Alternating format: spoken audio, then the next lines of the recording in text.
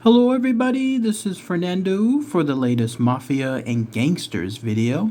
Alright, let's go ahead and let's bring back the wonderful book that I paused just for the past couple of months, the one titled Super Mafia, Organized Crime Threatens America. I gave it a couple of months off because I wanted to focus on other things, but I'm bringing it back here. Last time I left off, it was Chapter 4, Part 2, which was the title of the chapter, Odds on the Mafia. So this will wrap up the chapter. It'll be part 3, and then I'll give my own thoughts and opinions on it as well. Last go around, we were looking at some information associated with the casinos in Atlantic City. So let's go ahead and let's finalize that part here.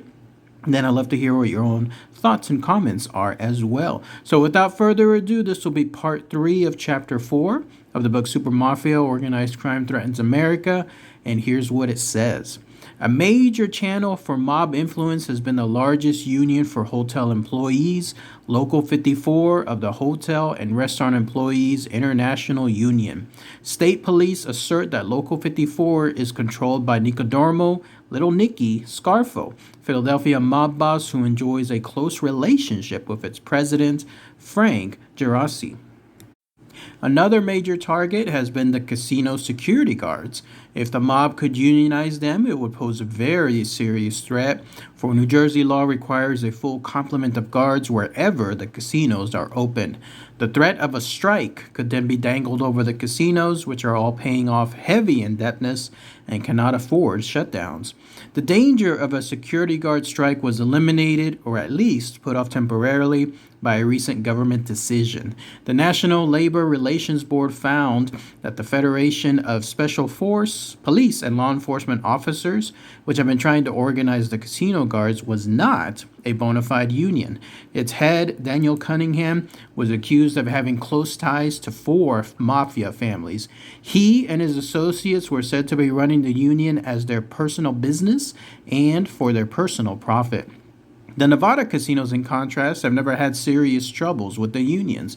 It would be surprising if they had. Why would unions allegedly run by the mafia challenge mafia-run casinos? There is, however, one problem common to the casinos in both states: skimming.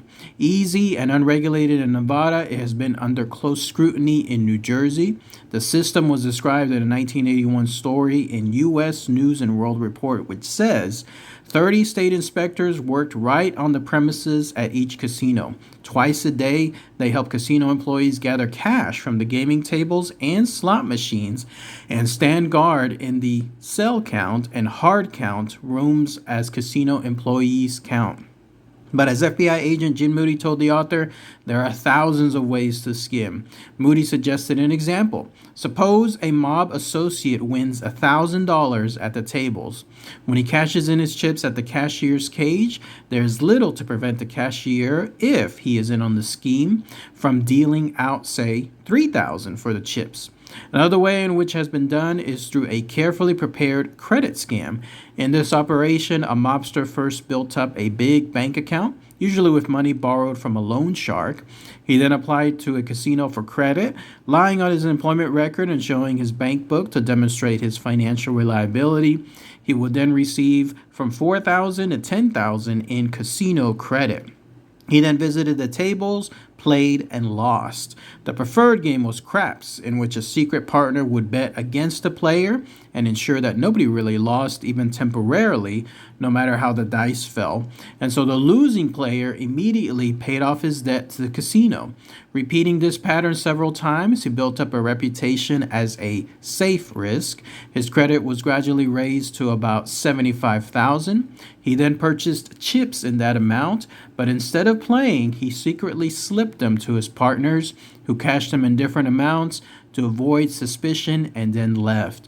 A total of about $10 million was taken before the scam was exposed. 34 people were indicted, including 1 credit executive at Bally's Park Place and 2 at Caesars Boardwalk Regency.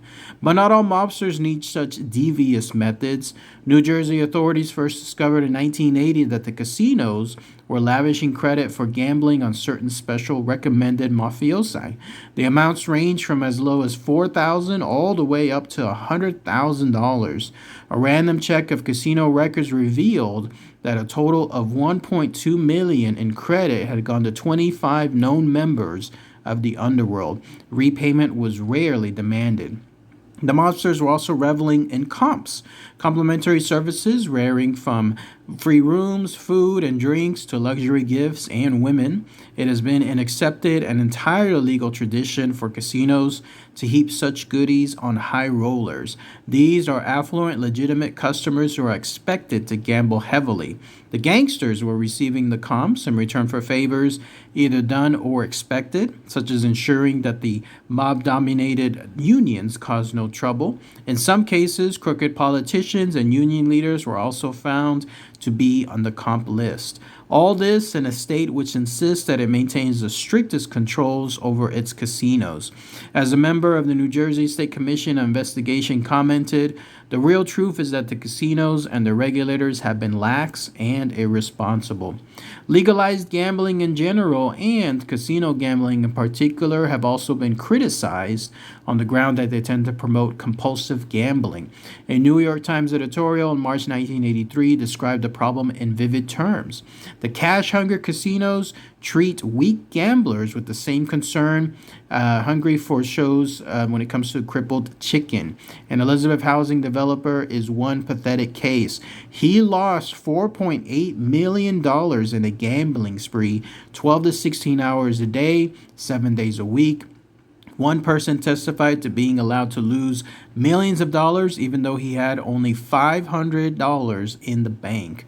Considering all the evils that have accompanied the legalization of casino gambling, the editorial concluded the continuing message from the casinos is that they invite much more trouble than they are worth.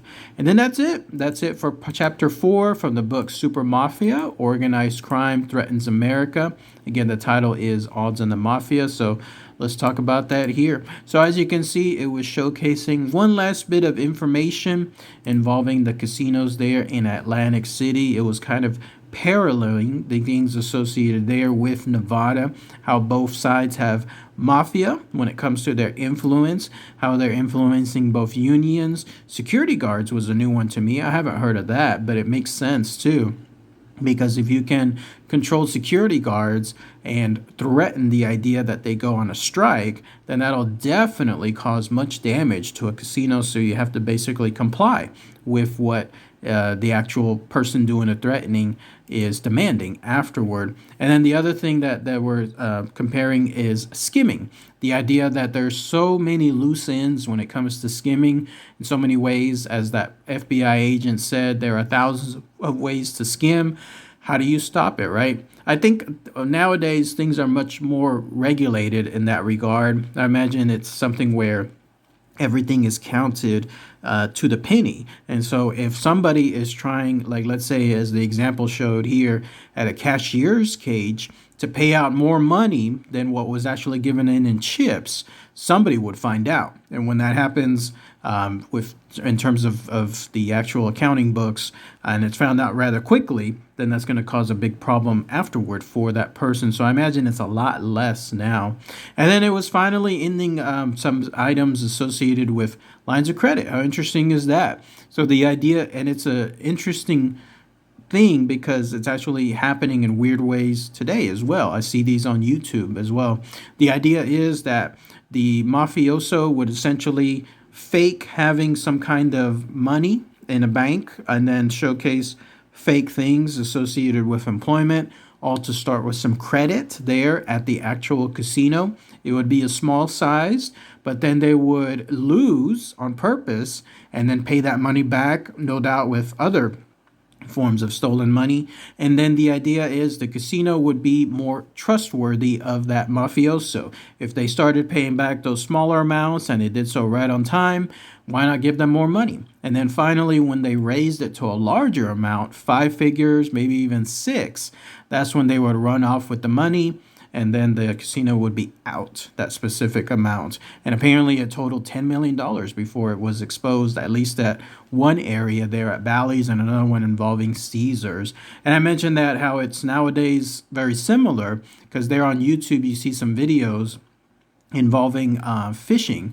The idea is that you try to get somebody to essentially go in on a scheme, and then the idea is, hey, it's a Ponzi scheme. You're thinking to yourself, but no, it's not, because the money you put in, when you ask for it back out, that person, whoever that entity is, will then give it quickly. And so they say, see, you made some money there, so why not put some more in? And so when that happens, the person does, and then it grows and grows until finally they put such a large amount, and then they ask for that money back with the expected returns, and then that other person is gone. Have you seen those videos? They're out there on YouTube in terms of those phishing schemes, and it's interesting how that plays into what this was happening at the time of this book, which was written back in 1984. Wow.